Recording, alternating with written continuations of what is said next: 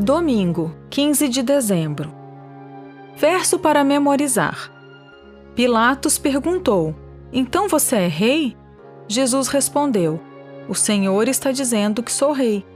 Eu para isso nasci e para isso vim ao mundo, a fim de dar testemunho da verdade. Todo aquele que é da verdade, ouve a minha voz. João 18:37. O que é a verdade? Em João 18, versos 28 a 32, o julgamento de Jesus não é descrito em detalhes. Em vez disso, o foco está na cena em que ele é levado diante de Pôncio Pilatos.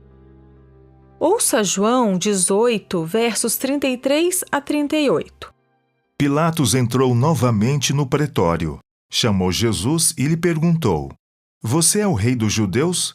Jesus respondeu: Esta pergunta vem do Senhor mesmo, ou foram outros que lhe falaram a meu respeito? Pilatos respondeu: Por acaso sou judeu? A sua própria gente e os principais sacerdotes é que o entregaram a mim. Que foi que você fez? Jesus respondeu: O meu reino não é deste mundo.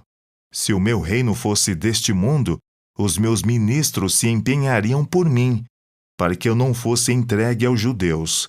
Mas agora o meu reino não é daqui. Pilatos perguntou: Então você é rei? Jesus respondeu: O Senhor está dizendo que eu sou rei. Eu para isso nasci, e para isso vim ao mundo, a fim de dar testemunho da verdade. Todo aquele que é nascido da verdade ouve a minha voz. Pilatos perguntou: O que é a verdade? Pergunta 1. Sobre o que Pilatos e Jesus conversaram? Pilatos perguntou a Jesus se ele era o rei dos judeus. Foi a primeira ocorrência desse título em João, mas não a última. Jesus questionou Pilatos se aquela pergunta tinha vindo dele mesmo ou se outras pessoas haviam dito que ele era o rei. A pergunta reverteu a situação contra Pilatos, indagando se ele compreendia a quem estava interrogando. O leitor já sabe que Jesus é o rei. Será que o governador sabia? Pilatos respondeu com sua própria pergunta. Essa foi uma evasiva, enraizada na irritação pela aplicação estrita da pergunta de Jesus. Foi o primeiro passo do governador em seu afastamento da verdade. Pilatos deixou o preconceito bloquear sua percepção. Jesus respondeu que seu reino não era deste mundo. Pilatos então deduziu, de maneira bastante perspicaz, que Jesus afirmava ser rei. Isso levou à importante explicação de Jesus de que ele havia nascido para dar testemunho da verdade e de que todo aquele que é da verdade ouve a sua voz.